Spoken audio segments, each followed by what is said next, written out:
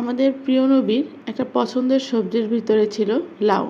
লাউ আমাদের নবীজি অনেক পছন্দ করতো। আপনারা কি তা জানেন? আসসালামু আলাইকুম সবাইকে, কেমন আছেন সবাই? আশা করি আল্লাহর রহমতে সবাই ভালো আছেন। আমি আমিনা আক্তার চলে আসলাম আপনাদের মাঝে নতুন আরেকটি লং ভিডিও নিয়ে। আশা করি ভিডিওটি সম্পূর্ণ দেখবেন এবং কেমন হয়েছে অবশ্যই কিন্তু জানাবেন। আজকে আমি রান্না করব লাউ। লাউ দিয়ে মাছের মাথা দিয়ে। লাউ পছন্দ করে কে কে অবশ্যই কিন্তু জানাবেন। লাউ রান্না করার জন্য সবার আগে আমি একটা কড়াই বসিয়ে নিলাম। কড়াইতে আমি দিয়ে দিয়েছি পর্যাপ্ত পরিমাণে তেল এবং পেঁয়াজ কুচি। পেঁয়াজ কুচিটা যখন হালকা একটু ভাজা হয়ে আসবে সেই পর্যায়ে আমি দিয়ে দিতেছি এখানে সামান্য পরিমাণ মরিচ বাটা। আমি মরিচ বাটা দিয়ে আজকে রান্না করতেছি, তাহলে কালারটা একটু সুন্দর আসবে। অনেকে লাউয়ে লাল করে না, মরিচ বাটাটা বা মরিচ ব্যবহার করে না, একটু সাদা সাদা রাখে। এক একজনের এক এক রকম রান্না করে। আমার আম্মু অবশ্য এরকম হলুদ মরিচ এগুলো এত কিছু ব্যবহার করে না, আমাদের বাসায় আর কি সাদাভাবেই রান্না করে। কিন্তু আমার শ্বশুরবাড়িতে ওনারা আর কি এভাবে রান্না করে, তো ওনারা আবার সাদা জিনিসটা পছন্দ করে না রান্নাটা। তাই আমি আজকে ওনাদের মন মতোই রান্না করতেছি। মরিচটা দেওয়া হয়ে গেলে আমি দিয়ে দেবো এখানে রসুন বাটা। তারপর এগুলিকে সুন্দর করে একটু ভেজে নিলাম। ভাজা হওয়ার পর আমি সামান্য পানি দিয়ে এখানে শুকনো উপকরণগুলো অ্যাড করে দেব। দিয়ে দিয়েছিলাম মরিচের গুঁড়ো, হলুদের গুঁড়ো, লবণ এবং সামান্য টমেটো কুচি। টমেটো কুচিটা আপনাদের বাসায় থাকলে ব্যবহার করবেন, না হলে নয়। টমেটোটা কিন্তু রান্নার স্বাদটাকে অনেক বাড়িয়ে দেয়।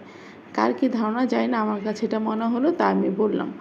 যখন মশলাটা সুন্দরভাবে কষানো হয়ে যাবে সেই পর্যায়ে আমি দিয়ে দেবো আগে থেকে আমি লাউ কেটে রাখছিলাম সেই লাউগুলোকে। লাউটা কিন্তু অনেক সুন্দর ছিল, ফ্রেশ একটা লাউ ছিল। লাউগুলোকে মশলার সাথে সুন্দরভাবে কষিয়ে নেব। যখন কষানো হয়ে যাবে আমি সেই পর্যায়ে দিয়ে দিব সামান্য পরিমাণ পানি। আমি প্রথমে কোনো পানি অ্যাড করি নাই, কারণ লাউ থেকে অনেক পানি বের হয়েছে, কিন্তু তবুও লাউটা আরেকটু সিদ্ধ হওয়ার প্রয়োজন। সিদ্ধ হয়ে গেছে, তারপর আমার শাশুড়ি আর কি আরেকটু বেশি নরম তরকারি পছন্দ করে, তো যার কারণে আমি আবার একটু পানি অ্যাড করে দিয়েছি। দেখতেই পারতেছেন তরকারিটা এরকম হয়েছে আমার কালারটা। যখন আমি পানি অ্যাড করে দিয়েছি, পানির বলক আসার সাথে সাথে আমি এখানে দিয়ে দিয়েছি মাছের মাথা। আজকে আমি মাছের মাথা দিয়েই লাউ দিয়ে রান্না করব, সেজন্য মাছের মাথাগুলোকে আমি দিয়ে দিয়েছি। আর মাছগুলোকে আমি আগেই একটু ভেজে রাখছিলাম। অনেকে আবার মাছটাকে জাল দিয়ে রান্না করে, আমি অবশ্য ভাজা মাছ ছাড়া খেতে পারি না। এক একজনের এক এক রকম পছন্দ, সেজন্য আর কি এই মাছটাকে হালকা ভেজে নিছি। দেখতেই পারতেছেন এটাই হইতেছে আমার রান্নাটার মাঝামাঝি পর্যায়ে আর কি। এটা আর একটু ঝোল শুকাবে, লাউটা আর একটু সিদ্ধ হবে, তা সেই পর্যায়ে আমি তারপর নামিয়ে নেব। এটা হইতেছে আমার লাউ দিয়ে আজকে মাছের রান্নাটা। ভাবছিলাম মাছের কাঁটাটা উঠিয়ে ফেলে দিব, কিন্তু ভাবলাম এত কষ্ট করে রান্না করতেছি, যারা খাবে তারাও একটু কষ্ট করুক না, একটু পরিষ্কার করে বেছে বেছে খুঁজে খুঁজে কাঁটাটা ফালাক, তারপরে খাক। সেই জন্য আর কি কাঁটাটা ফালাইলাম না, রেখে দিলাম। যারা খাবে তারা ঠিকই ফেলে খাবে, একা কেন কষ্ট করব, তারাও একটু কষ্ট করুক না।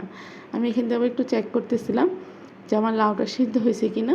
দেখি আলহামদুলিল্লাহ আমার লাউটা হয়ে গেছে। এটা হইতেছে আমার রান্নার ফাইনাল লুক। দেখতে কেমন হয়েছে অবশ্যই জানাবেন।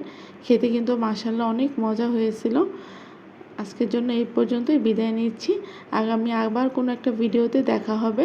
সেই পর্যন্ত সবাই ভালো থাকবেন, সুস্থ থাকবেন। আসসালামু আলাইকুম সবাইকে।